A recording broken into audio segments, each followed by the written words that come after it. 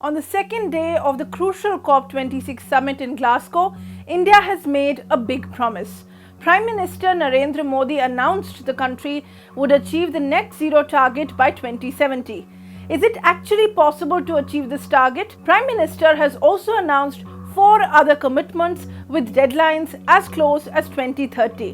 What are these commitments? And today on The Wire Explains, we break down India's pronouncements at COP26 so far.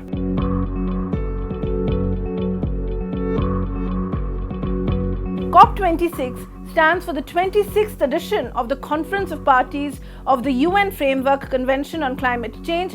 It started on 31st of October and it will end on November 12th. In his speech, Modi announced a total of 5 targets, a combination of what he called India's Panchamrit. The first one is to achieve net zero by 2070. The second is to reduce total projected carbon emissions by 1 billion tons by 2030. And the third one is to meet 50% of India's energy requirement by 2030 from renewable sources.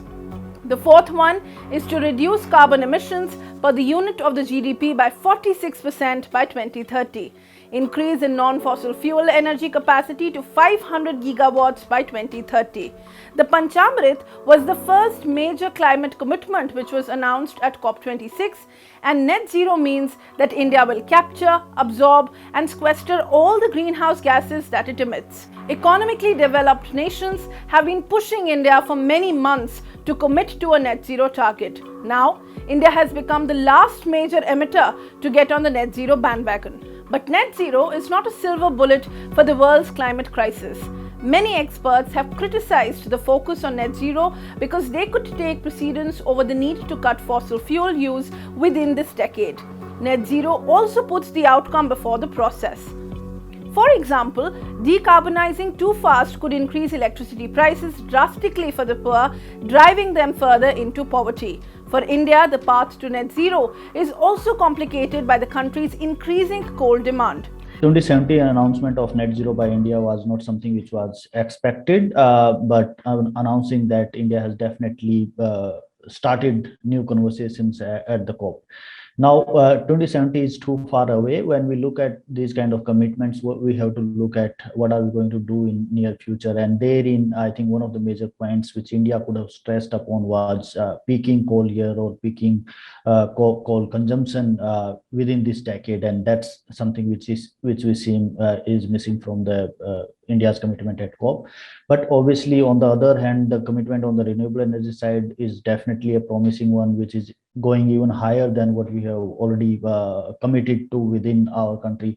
The optimal energy mix report, which was brought out by government earlier, said that we will be installing 450 gigawatt of renewable by 2030, and now taking it that to 500 gigawatt is definitely a good step.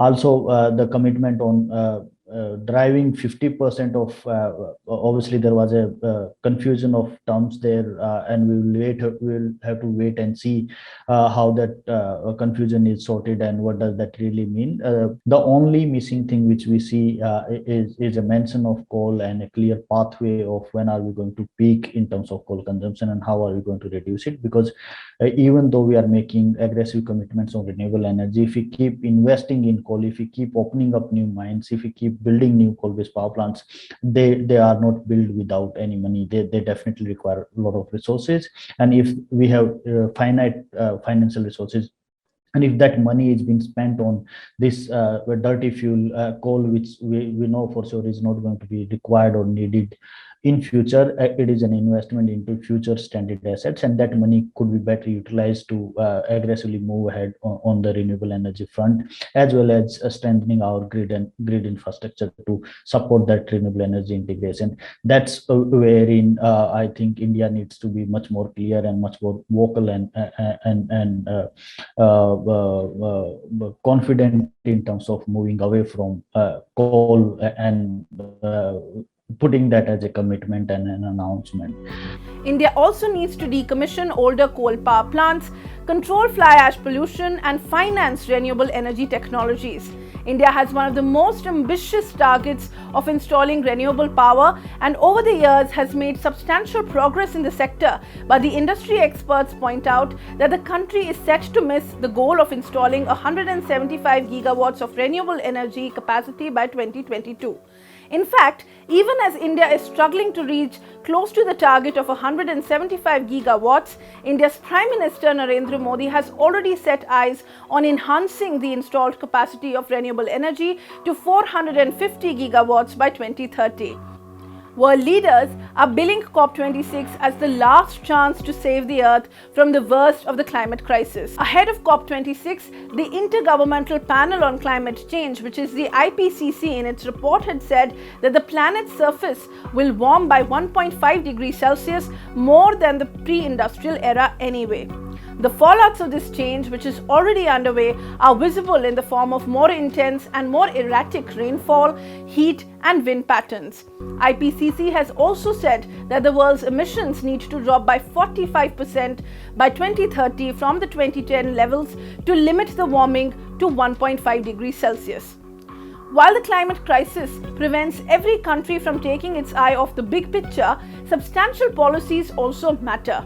For example, India seems keen to further environmental policies that privilege the forest's timber over the forest dweller, rapid afforestation over the rejuvenation of native species, and pay and pollute over the don't pollute principle.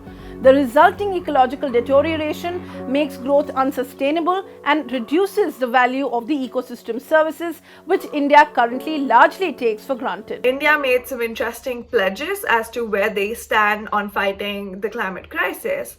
And I think the promises we made were fairly ambitious, except for net zero targets that we kept at by 2070. We essentially said that we will attain net zero by 2070, and we also said that India will depend on 50% of its energy requirements will be coming from renewable energy by 2030. And I think while it is ambitious, it has a lot of inconsistencies, and I would like to start off with net zero because that is the most headline grabbing one of all of them. I personally think net zero in itself is a flawed and galvanizing tool that doesn't really achieve much. It really doesn't matter if we had promised net zero by 2050 either, because net zero in itself is not an effective tool to measure emissions. The Prime Minister also requested developed countries to put in $1 trillion for climate financing. But the truth is, we aren't sure how he came up with this number or how India came up with this number. And we really need to explore those options. And there are a lot of inconsistencies in what was said. I don't think any of these targets are attainable if the climate isn't at the heart of the policies that India is going to frame in the coming years.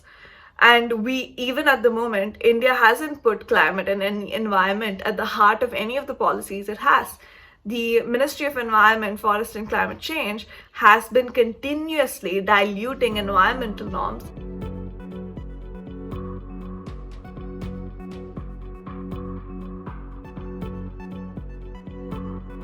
To receive instant updates on all videos from The Wire, click the subscribe button and hit the bell icon. Pay to support independent journalism. Click the link in the description and choose the amount you want to pay.